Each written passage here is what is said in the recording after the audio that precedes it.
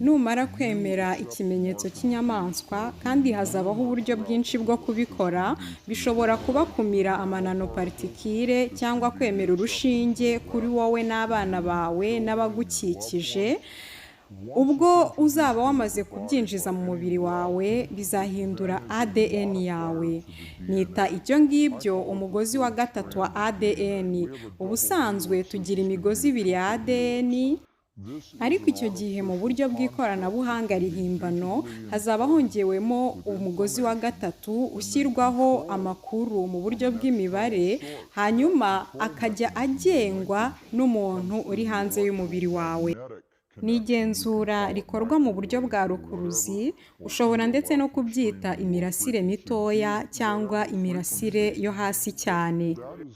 Ni uburyo bwo guhuza ikiremwamuntu na kompiyuta, izo bakunze kwita ordinateur quantique adiabatique cyangwa AQC.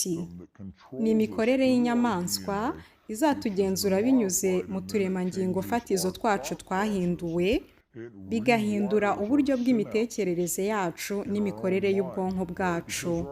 Kuko ubwonko bwacu bwubatswe haherewe ku turemangingo fatizo ADN, mu gihe uyihinduye uba uhinduye ubwonko bw'umuntu. Ariko kuri jyewe ndumva iyo kompiyuta inganya ubwenge na miliyari 7 z'ubwonko bw'abantu, ese bwaba ari bwo bwenge buhimbano? Cyane rwose.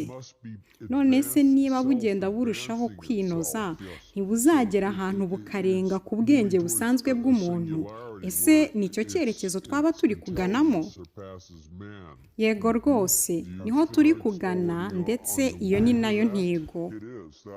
Ibaze nawe, none se ni gute wagenzura abantu barenze miliyari 7? Ugomba gukoresha kompiyuta ingana na miliyari 7 z'ubwonko. Ugomba kuba ufite ikoranabuhanga rihambaye mu kugenzura, birenze ingendo z'abantu n'imitungo ndetse n'icyo bayikoresha na leta zabo, ahubwo n'ubugingo bwabo. Bizatuma habaho abantu b'abacakara.